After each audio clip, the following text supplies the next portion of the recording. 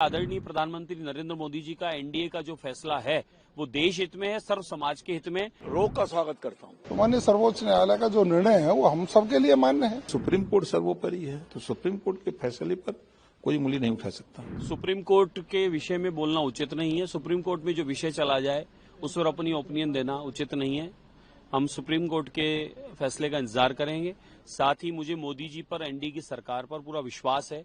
आदरणीय प्रधानमंत्री नरेंद्र मोदी जी के आने के बाद में न अगड़ा रहा है न कोई पिछड़ा रहा है, सबका सर्वांग विकास हुआ है। उसी करके मोदी जी ने सबका विश्वास जीता, सबका हृदय जीता है और आज हर घर में मोदी और हर हर मोदी की जो आवाज है वो उसी करके है।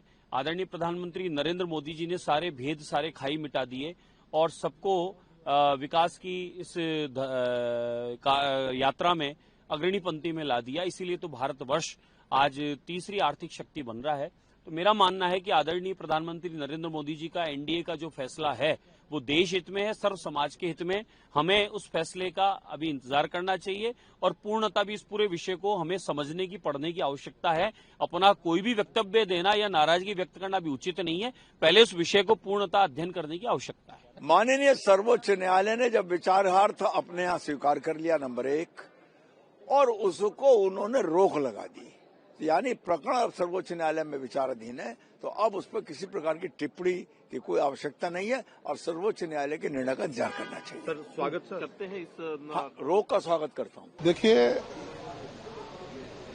यूजीसी समय समय पर गाइडलाइन जारी कर दी जाती है।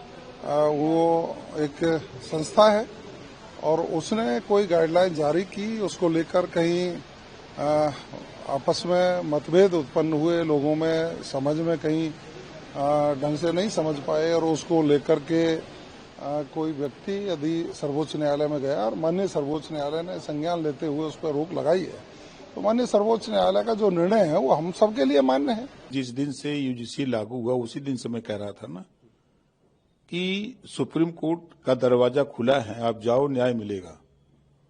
उसी दिन से मैं कह रहा हूं, सरकार भी आपके पक्ष में है। सरकार ने भी ये कहा कि हम केंद्रीय शिक्षा मंत्री ने भी कहा कि हम कमेटी बना देते हैं, 15 दिन में जो रिपोर्ट आएगी, जो संशोधन करना होगा कर लिया जाएगा, जो रिपोर्ट कहेगी, जो संशोधन आएगी। और सुप्रीम कोर्ट ने तो मैं तो उसी दिन से कह रहा हूं कि आप सुप्रीम कोर्ट जाओ, दरवाजा खुला, न्याय मिलेगा। आपको अगर इस तरह का अंदेशा है तो आज वो सुप्रीम कोर्ट गए, सुप्रीम कोर्ट ने उनकी बात को माना, अब स्टे दिया है, अब आगे सुनवाई होगी तो अपना बहस करें। भारतीय जनता पार्टी के लिए आपको नहीं लगता केंद्र सरकार के लिए एक बड़ी कोई चीज नहीं है। कौन सा झटका है?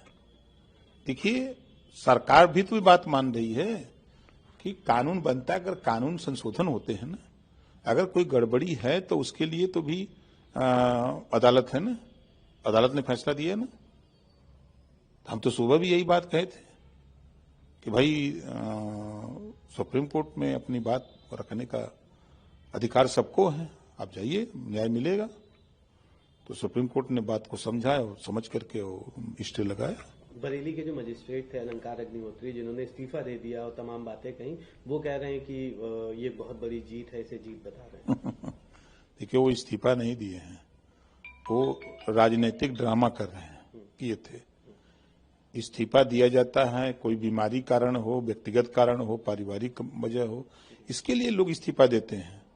और कोई शंकराचार्य बैठे हैं प्रयागराज में, शंकराचार्य से उनके नौकरी से क्या मतलब है? यूजीसी से मुद्दा बताया, यूजीसी को भी नहीं, यूजीसी भी तो उनका क्या इशू है? उनका तो कोई इशू नहीं है। वो इस हवा में अपना नेता बनने की कोशिश किए और इसी वजह से अगर वास्तव में जो इस्तीफा देने के कारण होते हैं वो कारण दिए होते तो वो इस्तीफा उनका स्वीकार कर लिया गया होता। लेकिन ये तो सिर्फ राजनीतिक ड्रामा कहते हैं इसको। अब तो वो जीत बता रहे हैं, लेकिन कोई जीत नहीं है। क्या होना है सुप्रीम कोर्ट? देखिए, सुप्रीम कोर्ट ने उस बात को सुना और अपना रोक लगाई है। अब उसमें बहस होगी ना, बहस होगी, दोनों पक्ष अपनी अपनी बात रखेंगे, जो कमी होगी उसको सुधार करके फिर अपना कोर्ट फैसला दे देगा। लेकिन ओम प्रकाश राजभर जी क्या चाहते हैं, क्या होना चाहिए? नहीं, देखिए, अब सुप्रीम कोर्ट के फैसले पर कोई उंगली नहीं उठा सकता। सरकार संविधान से चल रही है। संविधान के पहले पन्ने पे लिखा है समता, स्वतंत्रता, बंधुत्व, न्याय। पहले पन्ने पे लिखा हुआ, उसी आधार पे प्रदेश की सरकार चल रही है, उसी आधार पे केंद्र की सरकार चल रही है। दोनों सरकारें संविधान की बदौलत चल रही हैं। तो संविधान सर्वोपरि है और उसमें सुप्रीम कोर्ट सर्वोपरि है, तो सुप्रीम कोर्ट के फैसले पर कोई उंगली नहीं उठा सकता। आपके मोबाइल पर तुरंत आएगी ब्रेकिंग न्यूज, स्क्रीन पर सबसे पहले दिखेगी बड़ी खबर, देश दुनिया की हर खबर एक जगह। अब आपके मोबाइल पर तुरंत फटाफट इंस्टॉल कीजिए न्यूज नेशन ऐप और रखिए खुद को अपडेट।